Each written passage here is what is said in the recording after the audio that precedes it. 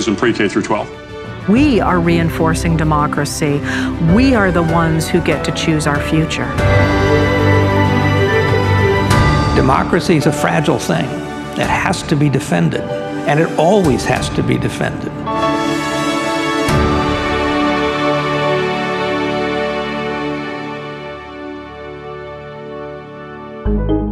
Welcome to the LBJ Presidential Library in Austin, Texas. I'm Mark Updegrove.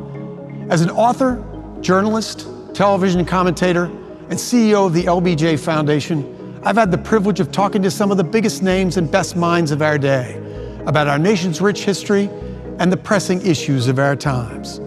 Now we bring those conversations straight to you. In this series, we'll explore America in all its complexity, what our extraordinary but often tempestuous history says about who we are as a people and the formidable challenges we face today. We begin with the author of the best-selling book, Democracy Awakening, Boston College professor Heather Cox Richardson. Her daily newsletter, Letters from an American, reaching well over 1 million subscribers, puts our history in context and shows us that we've overcome major challenges to our democracy before, emerging stronger as a nation, while reminding us that our future is in our own hands. Heather Cox Richardson, welcome. It's lovely to be here. So many people know you because of your daily newsletter, Letters from an American. How did that start? What was the impetus of Letters from an American?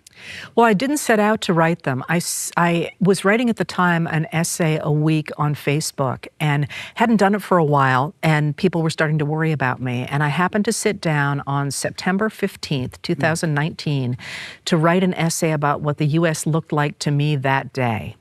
And there were so many questions and so many comments that poured in because that was right at the moment when we knew there was a whistleblower that had suggested there was something untoward happening in the Trump administration about some phone call that people were curious about and wanted to know how that system worked. And so not on the 16th, but on the 17th, I started answering some of those questions from my expertise as a political historian and somebody who studied both the presidency and Congress.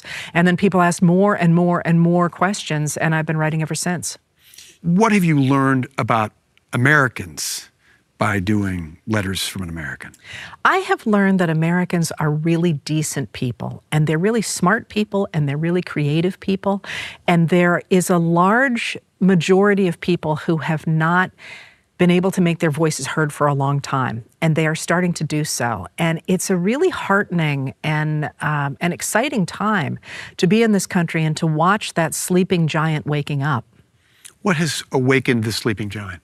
I think the realization that our government is no longer representative, that it has tended, especially since 2015, to respond to a very small group of extremists who are trying to force on us a system of government and rules that we actually don't want as a majority. And that realization that was made clear, of course, so dramatically during the Trump years, but even since then, has made a lot of people say, listen, I might not agree with you about many issues. I may not agree with you about taxes or finances or immigration or cities or rural broadband, but I can agree that these are decisions that we as a people need to make as a majority, not kowtowing to a very small minority that is trying to impose their will on the rest of us. And that echoes our past and is the United States at its strongest, I think. So let me talk about the past in a moment, but I want to quote you to your earlier point from your latest book, Democracy Awakening, which you begin provocatively with these words. America is at a crossroads. A country that once stood as the global symbol of democracy has been teetering on the brink of authoritarianism. How did it come to this? In a nutshell, I think coming out of World War II, the 1950s, the 1960s, and the 1970s, the majority of Americans believed that the government had a role to play regulating business, providing a basic social safety net, promoting infrastructure, and protecting civil rights. And there was such a consensus around that. It even got its own name, the liberal consensus. And that was not just people in the Democratic Party, it was people in the Republican Party as well. There was this consensus that even though you disagreed about the pieces of that, that that's what the government should do. And because we believed that was the case, we stopped protecting it. We stopped talking about democracy. We stopped talking about majority rule. We stopped talking about the common good, and instead assumed that it would always be there. And that left an opening for people who wanted to get rid of that, who wanted to take us back to the period before we had that consensus, back to the 1920s when the government didn't do any of those things, to come in like a wrecking ball and try and tear that consensus apart and put themselves into power. So I think there's been this slow movement in which people were playing on the surface and didn't recognize that what was really going on was an attempt to tear apart a much larger idea of what America was supposed to be about. So I think people weren't paying attention in a way, to make it short, and now they are. They've woken up and are saying, wait a minute, we may disagree, but we do agree on the idea that the government has a role to play in these areas where it has been for the last, at this point, almost 100 years. But we learn from your work, Heather, when we look back at our history, that we've had a very fickle relationship with democracy almost from the beginning. And you see these cycles through American history when a minority, a radical minority, tries to more or less take control of the government, only to awaken the citizenship who ultimately overcomes this effort. Give me, what is the best example of that when you look at our history? Well, I would say overcomes it and expands it. I mean, one of the hallmarks that you're talking about is very true. There's always been this group of a political minority, I would emphasize, and it's a political minority that tends to be extraordinarily wealthy compared to the rest of us. But when that has happened in the past, people have in fact woken up and seen the rise of an oligarchy that looks like it's going to destroy our democracy, and they have managed to push back and expand our democracy to include more and more different groups that have been excluded before, marginalized groups that have been excluded before. So we do have that long-standing pattern, and I could point to any number of things. I mean, somewhat often I point to the 1850s and how in that period it looked very much as if the elite enslavers in the American South had taken over our government. They had the presidency, they had the Supreme Court, they had the Senate, and they were making inroads in the House of Representatives. But when in fact they managed to spread the concept that human enslavement should be able to take over the American West, where the states there, the eventual states there would work with the American South to take over the entire country, making the entire country dominated by enslavers. At that point, Americans who, again, disagreed about a lot of things said, well, wait a minute, and began to organize first a new political party. That's going to be the Republican Party that is organized by 1856. It's going to have a new ideology by 1859, articulated by Abraham Lincoln, saying, wait a minute, the government's not supposed to work just for the rich, it's supposed to work for everybody. And he came up with an ideology behind that. And by 1863, he has signed the Emancipation Proclamation, undermining human enslavement in the United States from that point on. And by late 1863, he's given the Gettysburg Address, saying that this country needs a new birth of freedom and a country that is based on the idea of a government that works for everybody, a government of the people, by the people, and for the people. So historically, that is the closest parallel, I think, but it's really important to think, for example, about the 20th century civil rights movement, which came out of a period in which we really did have one-party rule and the idea of people being better than others on the basis of their race in the American South from about 1874 to 1965. And from that period, which certainly if you were living in the American South in the 1920s or the 1930s or the 1940s, you would not look at the conditions under which Black Americans were living and say, oh, this is going to change. And it's certainly not going to change when the people who were holding all the cards were white men. And yet it did. And that idea that even under those circumstances, Americans who were awakened to the conditions under which their Black neighbors and their brown neighbors lived, those Americans who could vote, at the time white Americans, that they woke up to the destruction of American democracy on a bipartisan basis and said, this is not what this country stands for, seems to me to be a really important moment to remember in this period when, in fact, women and minorities can vote and still have a say, because we have in the past overturned a one-party rule based in white supremacy, even at a time when the only people who could vote were white men. So we certainly can do it again in the present when we have so many different voices who can still vote. So not only do we stave off these existential challenges to our democracy, we become stronger out of them. Is there a tipping point when you look at the rhythms of history as these challenges take place and citizens awaken to the reality that their democracy is being threatened? Is there one common denominator when citizens realize they have to come together in order to overcome this problem? So I'm going to say something that's going to surprise you and probably surprise a lot of people. I think the tipping point is actually economic. That is that when those voters I just talked about, especially white American men, recognize that those people who have taken over the government are destroying their own ability to work hard and rise, which you see in the 1850s. People forget, of course, that when the idea of the elite Southern enslavers taking over the governmental system meant that it would really destroy the opportunity for white men to rise, for white men to move out to the West and compete with extraordinarily wealthy men. They recognized that this system of losing their democracy hurt them on an economic basis. You see it again in the 1890s. You see it again, obviously, in spades in the 1930s, when the Depression has ripped out the bottom of the economy for ordinary white men. And I think you're seeing it again now in the present with the reality that the system that we've had for the last 40 years has hollowed out the middle class.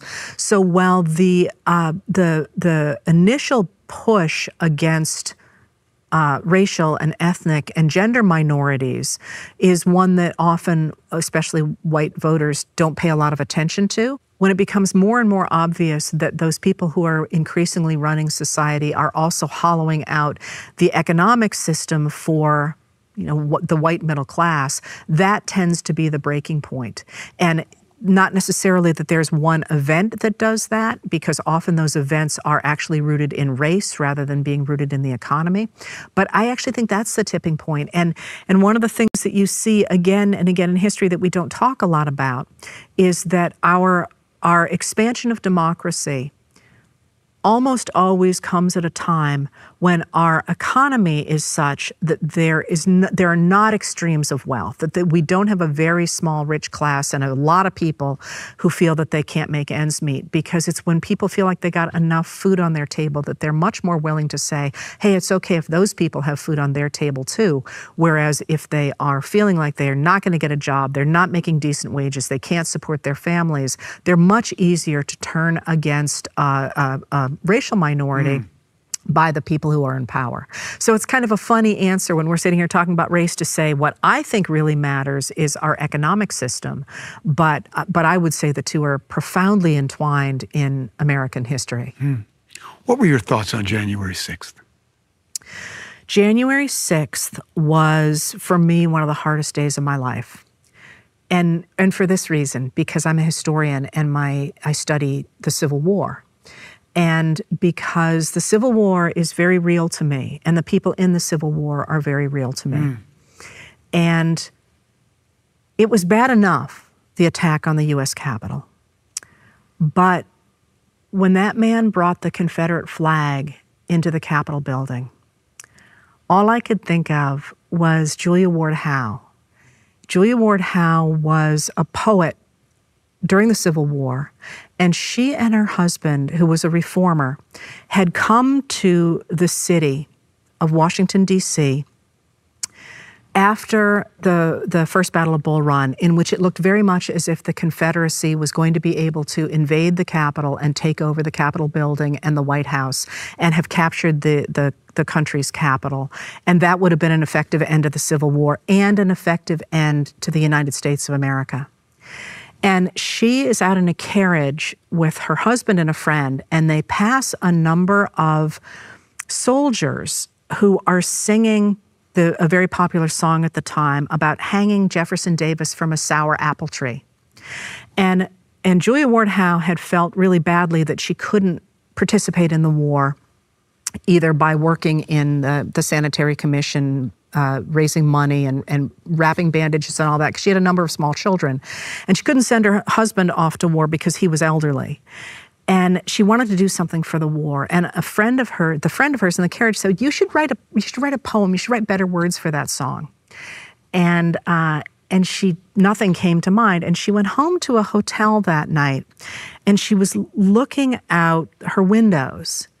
And then she went to bed with her small children in the room and woke up in the middle of the night or right before dawn in the dark and didn't turn on a light because she knew it would wake up the children. And she wrote down on a piece of paper, "Mine eyes have seen the glory of the coming of the Lord. He is trampling out the vintage where the grapes of wrath are stored." And then she looked out that window and she saw all the circling fires of the sons and the fathers and the husbands who had left home to go sit there in the cold with guns to protect that capital. And the second verse of that poem goes, "I have seen him in the watchfires of 100 circling camps. They have builded him an altar in the evening dews and damps."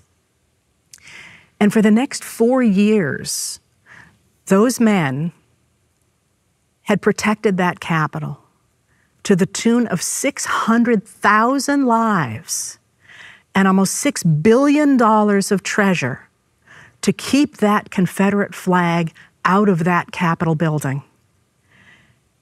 And when I saw that flag go into that Capitol and saw an American president backing those people and members of our Congress cheering them on and taking their side, I was offended not only for our moment, but for all those people who since 1861 had kept the concept of American democracy alive and the idea that we all have a right to have a say in our government and that we all have a right to be treated equally before the law, be overturned in that moment by putting that flag in that Capitol.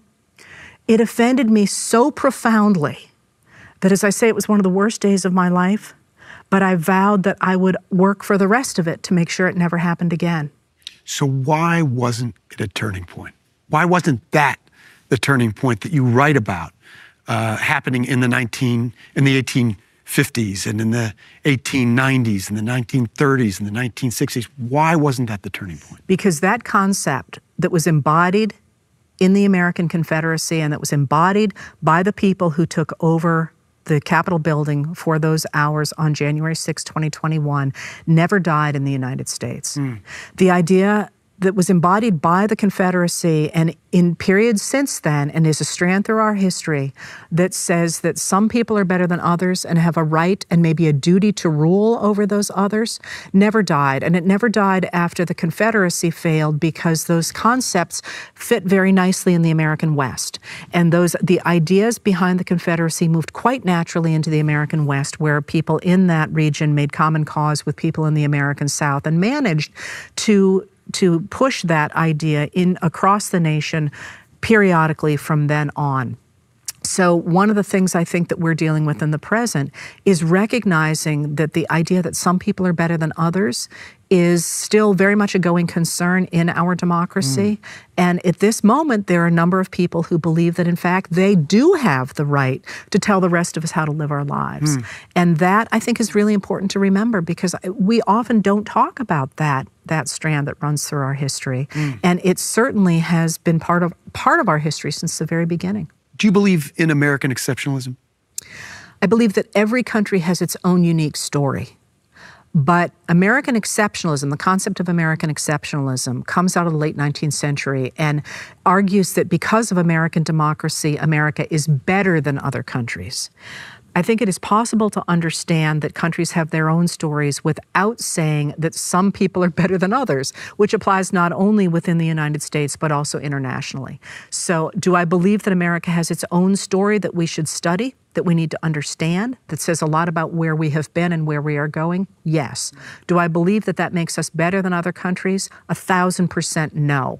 And often those things get conflated. People think that if you want to study the United States, it means you believe that America is better than other countries. And I don't think those two things have to be conflated, although often they are. I am somebody who says you can believe both of those things. You had an opportunity early in the Biden presidency to interview the president, who has said that the central issue of his legacy is going to be the preservation of our democracy. In your view, how is he doing? I think President Joe Biden is a transformative president. He is the person who is taking that attempt to pull apart the liberal consensus and putting a stop to it, trying to reinstate that liberal consensus, trying to get us to work together again, trying to create an economy that is not working just for a very few wealthy people, but it rather is working for the vast majority of Americans. He is trying to resurrect the post-World War II international agreements that managed to make it possible for countries to settle their differences without going into major conflicts. We certainly have had conflicts since World War II, but we have not had World War III. And one of the ways that we have managed to avoid that is by having these international agreements, the rules-based international order that had eroded so dramatically, especially during the Trump administration when the former president tried to get rid of NATO, for example, and really was bolstering people like Viktor Orban in Hungary or Vladimir Putin in Russia. And the idea of shoring up these alliances, the idea that people can work together even across international lines and resurrecting those philosophical concepts, I think, has been an enormous change. And a president who has had great experience in foreign affairs, has great experience in getting laws through Congress, has meant that his presidency has been absolutely transformative domestically with the slew of domestic legislation that the Congress passed, sometimes on a bipartisan basis, has really transformed the American economy. And the ways in which he has shored up NATO and our allies and partnerships across the world, especially in the Indo-Pacific, has been nothing short of astonishing. And we are seeing things that would define any presidency. And they simply disappear in the media without a ripple. And that itself, in a way, almost seems to be the story of this presidency is, what if you have a transformational president and no one knows? And it's just this really weird divorce between image and reality, where the image is, at least the way it's being portrayed on many forms of media, of a president who doesn't do anything. And the reality is, as a historian looking at it, you're like, love this administration or hate it, you can't say it's not doing anything. So I think that regardless of where this country goes in the future and where the world goes in the future, this moment will be seen as transformational.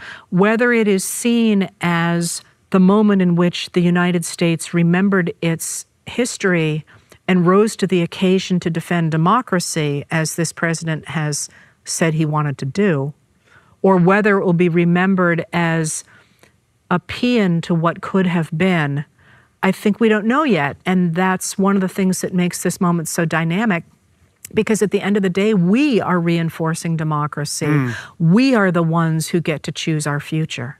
You may have just answered my question, Heather, but I can't end this interview without asking you, given your prodigious knowledge of history, given your realistic view of where we are right now, what gives you the most hope? The American people is what gives me hope. I believe in the project of American democracy. I believe in the ideas that are articulated in that declaration, that we have a right to be treated equally before the law and we have a right to have a say in our government. But I believe in those things because I believe that ultimately they serve the human project, the idea that humans have a right to self-determination. And that really, for me, that concept is the goal to which humanity strives, the idea of letting people determine their own futures. And American democracy, I think, at its best, serves that human project and serves that human goal. And at the end of the day, I don't believe Americans will walk away from that and give up their own right to determine their own futures in favor of turning it over to a small group of people who dictate how the rest of us can live. At the end of the day, I just think we're all in it together, and we believe we're all in it together, and we will vote to make that happen. A wonderful note on which to end. Heather Cox Richardson, thank you so much for being with us. Thank you for having me. It's been a pleasure.